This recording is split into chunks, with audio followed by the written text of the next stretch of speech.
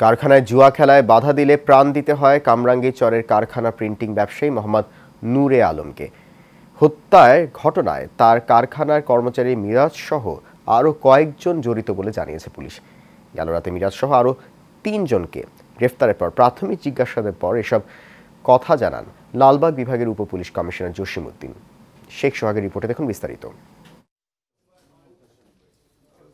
রাজধানীর কামরাঙ্গীরচরে হাসাননগর ভান্ডারী মোড়ে একটি দোকান ভাড়া নিয়ে ফেব্রিক্সের ব্যবসা করে আসছিলেন নূরে আলম। প্রতিদিনের মতো রাতে ঘুমিয়েছিল কারখানার মধ্যে। তবে পরদিন থেকে নিখোঁজ হন নূরে আলম। নিখোঁজের বিষয়ে কামরাঙ্গীরচর থানায় অবহিত করলে তথ্য প্রযুক্তি সহায়তায় ৩ জনকে গ্রেপ্তার করে পুলিশ।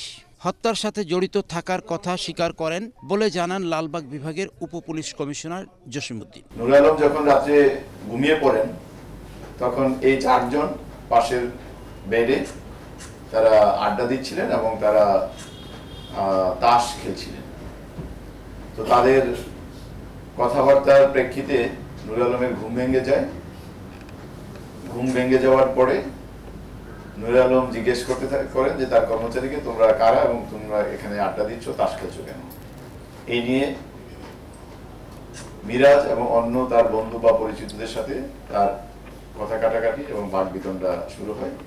হত্যার পর মরদেহ টুকরো টুকরো করে কারখানাতেই পুঁতে রাখে এবং সিমেন্ট দিয়ে সেই স্থান ঢেকে রাখা হয়েছিল বলে জানান তিনি। এর মধ্যে ওরা দুজনও চলে আসে। আবার চলে এসে 4 জনে মিলে ওই রুমে থাকা বিভিন্ন তোয়ালে, গামছা এবং পলিথিন এগুলো দিয়ে